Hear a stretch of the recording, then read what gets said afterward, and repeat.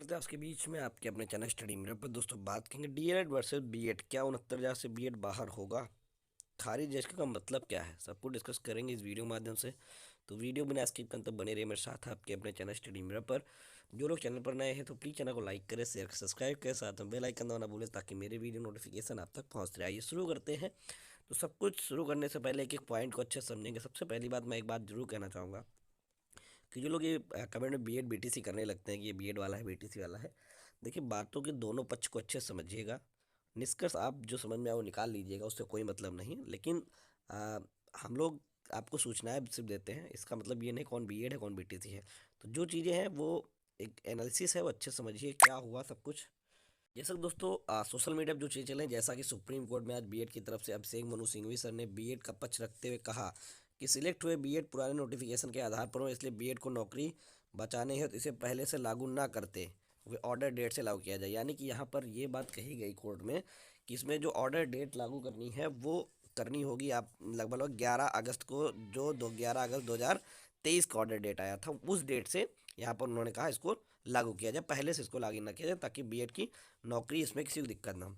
इस पर धूलिया सर ने कहा, साफ शब्दों में कहा कि बीएड हम सिर्फ नौकरी के लिए नहीं रख सकते हैं, बच्चे की क्वालिटी एजुकेशन के आगे बीएड की नौकरी हम कुछ नहीं समझते। यानी कोर्ट का सीधा यहाँ पर कहना था कि हमें क्वालिटी एजुकेशन चाहिए, वहाँ बीएड को हम सिर्फ नौकरी के लिए नहीं रख सकते हैं। कोर्ट के शब्द हैं, जो कोर्ट में हुआ आप लोगों के सामने रिकॉर्डिंग भी वायरल होगी, आप लोगों ने देख ली होगी। ठीक है। इस पर प्रशांत भूषण सर ने कहा कि यह मुद्दा कुछ सिलेक्ट बीएड कैंडिडेट का नहीं बल्कि संख्या लाखों में है, ऐसे 2010 से चयनित लाखों की नौकरी खतरे में आ जाएगी। ये बात प्रशांत भूषण सर ने कही।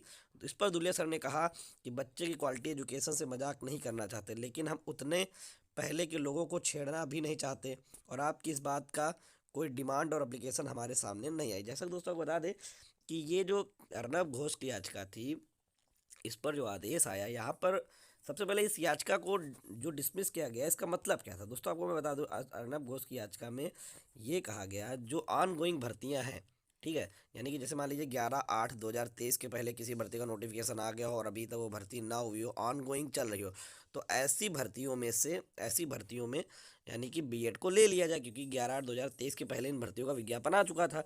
तो इस पर पहले सबसे पहले ये अर्नब घोष की जो वो थी एप्लीकेशन, उसको रजिस्ट्रार ने कैंसिल कर दिया था। उसके बाद फिर से इस पर डाला गया रिव्यू के लिए, तो कोर्ट ने इस पर विस्तृत सुनवाई की। ठीक है। तो वहाँ पर जो कोर्ट ने डिसमिस किया है वो ऑनगोइंग भर्तियों के लिए क्या, अभी किसी प्रकार की 69,000 पे कोई दिक्कत अभी नहीं हुई है। ठीक है, जो स्पष्ट समझिए आप सीधी सी बातों को। और 69,000 के लिए आपको बता दें यहाँ पर जैसे कि आप देख सकते हैं डीएलएड की तरफ से मीनाक्षी अरोड़ा मैम बोली 2018 का नोटिफिकेशन रद्द हुआ, इसके लिए नोटिफिकेशन नहीं तो किस आधार पर सिलेक्ट होने का दावा करते हैं। तो ये सारे पॉइंट वहाँ पर रखे गए जिस पर मनु सिंघवी सर ने कहा ब्रिज कोर्स करवाकर लाखों चयनितों को नौकरियाँ बचाई जा सकती हैं, जिस पर कोर्ट ने कहा what is bridge course, bridge course के आधार पर आप डीएलएड के बराबर नहीं आ सकते। ठीक है। तो ये कोर्ट में टिप्पणियां हुई आप देख सकते हैं। फिर अब अभिषेक मनु सिंघवी ने कहा कि प्रशांत भूषण सर अपनी लिबर्टी मांगकर वापस लेनी चाहिए, जिस पर डीएलएड पक्ष ने जोरदार विरोध किया और याचिका खारिज हो गई। तो एक पक्ष ये आपको सोशल मीडिया पर देखने को, दूसरा पर देख सकते क्लियरिफिकेशन याचिका लगी हुई थी। मुख्य बिंदु क्या है, माननीय न्यायालय ने टिप्पणी की 2018 से पूर्व नियुक्त किसी भी शिक्षक को हम नहीं डिस्टर्ब करेंगे। ठीक है, ऐसा एक पक्ष बता रहा है कि 2018 से पूर्व किसी भी नियुक्त को शिक्षक को हम डिस्टर्ब नहीं करेंगे। बीएड की तरफ से शामिल अधिवक्ता द्वारा कोर्ट को यह बताया जा रहा था कि आदेश से वे प्रभावित होंगे जो 2010 से नौकरी कर रहे हैं, इसलिए कोर्ट ने यह टिप्पणी की। ठीक है। बीएड डिग्री धारक की तरफ से बहस कर रहे अधिवक्ता माननीय न्यायालय से कहा कि आपके पास ब्रिज कोर्ट जैसा कुछ भी नहीं है। माननीय न्यायालय ने बीएड अधिवक्ता से कहा आप कोर्ट को गुमराह कर रहे हैं, आप किसी भी तरीके से आरटी एक्ट के तहत प्राथमिक शिक्षा के लिए एलिजिबल नहीं है। बीएड डिग्री धारक के लिए जूनियर में तमाम विकल्प खुले हैं, आप फिर प्राथमिक में ही क्यों आना चाहते हैं, जबकि डीएलएड के पास सिर्फ अलावा कोई विकल्प नहीं। तो इस बात को लेकर मैं चीज़ आपको क्लियर कर देना चाहता हूँ। जैसे कि यहाँ पर बताया गया कि जूनियर में तमाम विकल्प खुले, जैसा कि दोस्तों क्या होता है कि हमारे यूपी में क्या होता है कि ग्रेजुएशन के बाद डीएलएड होता है, और बहुत जगह ऐसी है जहाँ 10th के बाद सॉरी इंटर के बाद आप 12 के बाद सीधा आप डीएलएड कर सकते हैं 4 साल वाला। ठीक है। तो जो ग्रेजुएशन के बाद डीएलएड होता है वो प्रमोट करके आपको 1 to 8 के लिए, जब आप जूनियर का टेट पास होते हैं तो आप 6 to 8 के लिए टीचर में जा सकते हैं। लेकिन जो 12 के बाद डीएलएड होता है उसमें आप 6 to 8 नहीं जा सकते, उसमें सिर्फ आप 1 to 5 रह सकते हैं। तो ऐसी बात ये चीज़ें कोर्ट के सामने रखी गई है। ठीक है।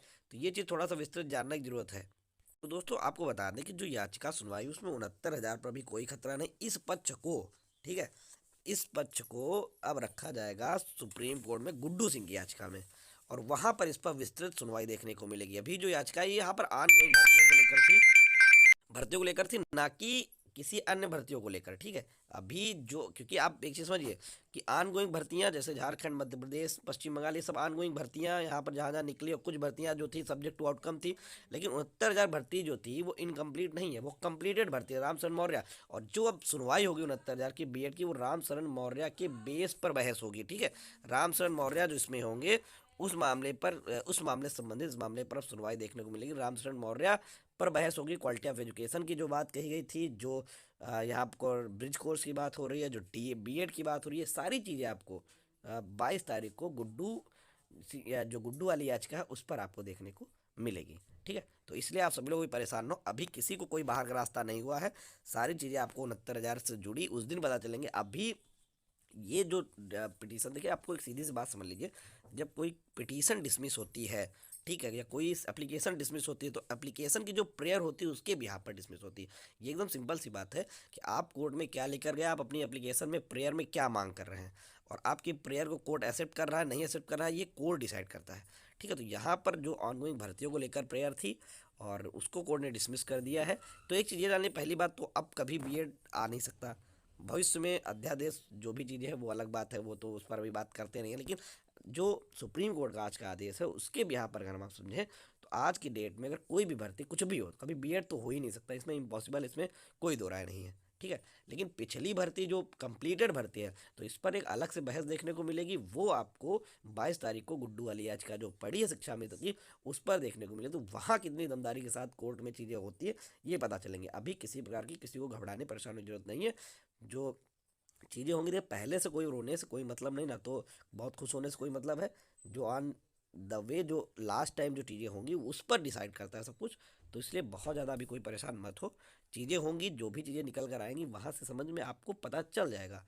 इसलिए जो पॉइंट्स हैं वो यही है कि ये जो कल की याचिका थी इसका मतलब कुछ और है, और गुड्डू वाली जो याचिका है उसका मतलब कुछ और है।